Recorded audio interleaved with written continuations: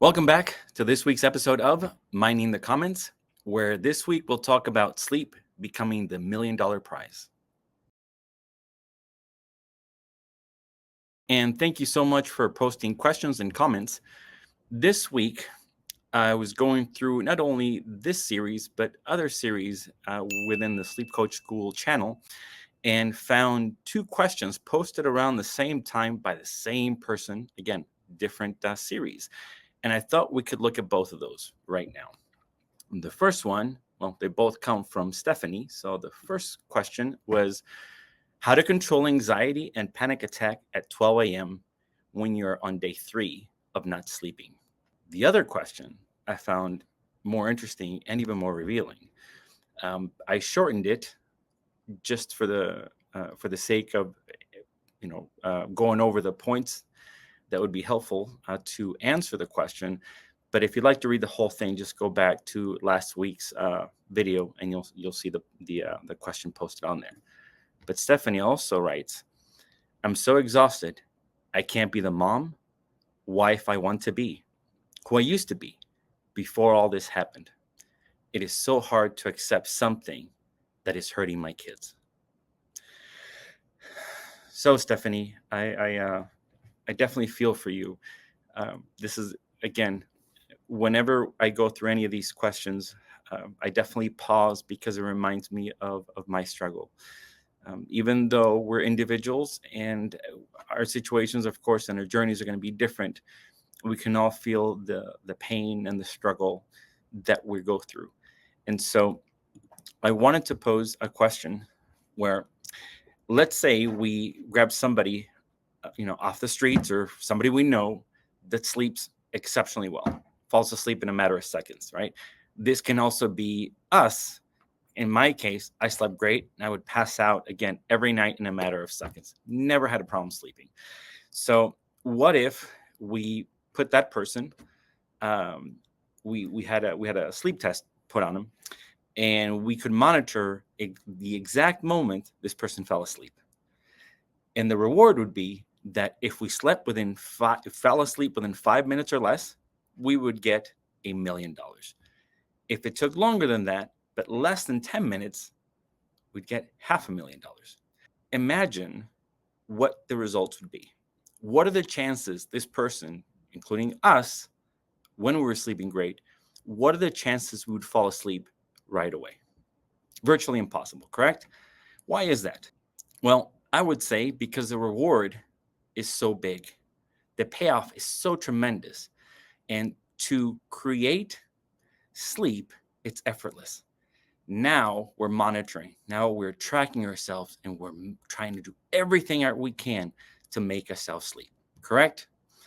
Well, that is the amount of pressure that we can be putting on ourselves and not realize it, right? So let's go back to the question, Stephanie. I'm exhausted. I can't be the mom, wife I want to be, who I used to be before this happened. It's so hard to accept something that is hurting my kids, right?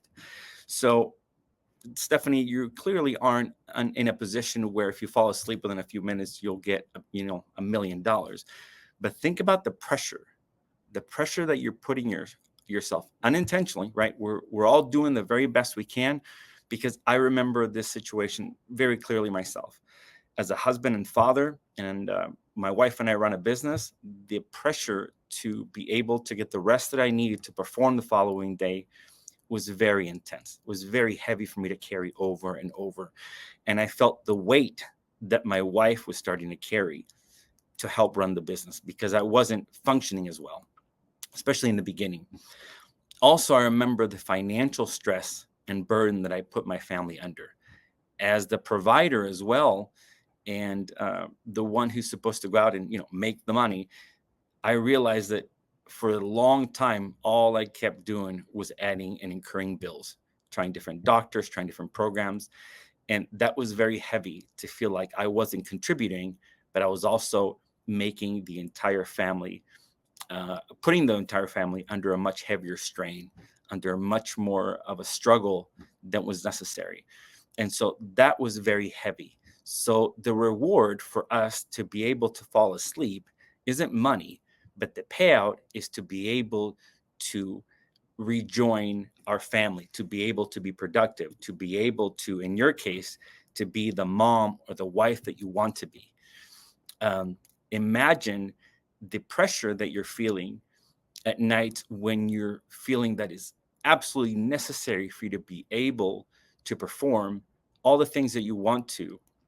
And even if you don't sleep, imagine how stressful it would be to think about the fact that not sleeping, you're starting to underperform, and that's actually even hurting your kids, right? Your kids are not getting who they need as a mom. And this is your views on this as far as I understand the question. So imagine the amount of weight and pressure and stress that you're dealing with, right? How can you possibly go to sleep? How can you possibly have control your anxiety or panic attacks when we've already viewed sleeping as the end all reward, your $1,000,000? So what do we do? What do we do to remove the pressure we put on ourselves?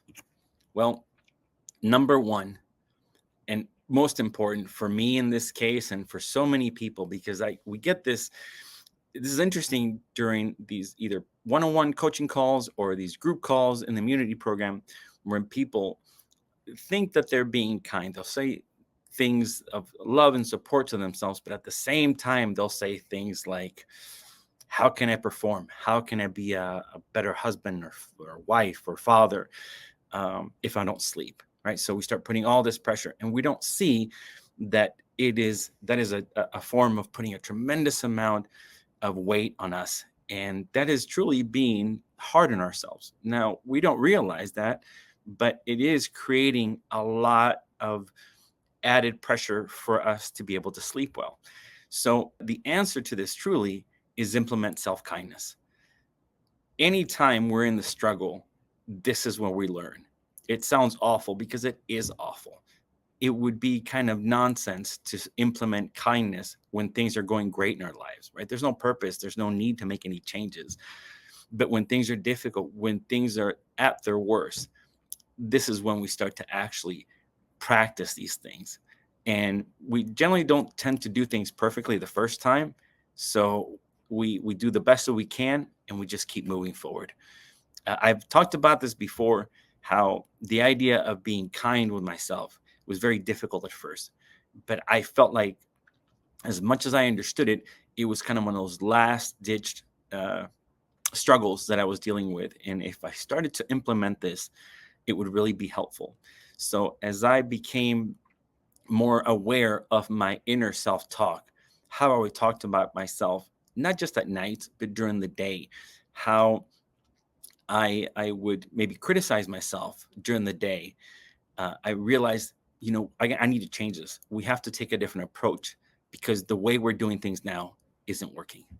And so as I started to soften things up, as I started to realize, I'm not a burden to my family. I'm not creating more of a struggle, and they still have their father. My wife still has her husband.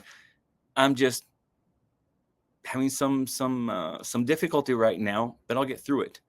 And as I started being more kind and patient with myself, I started noticing a lot less pressure.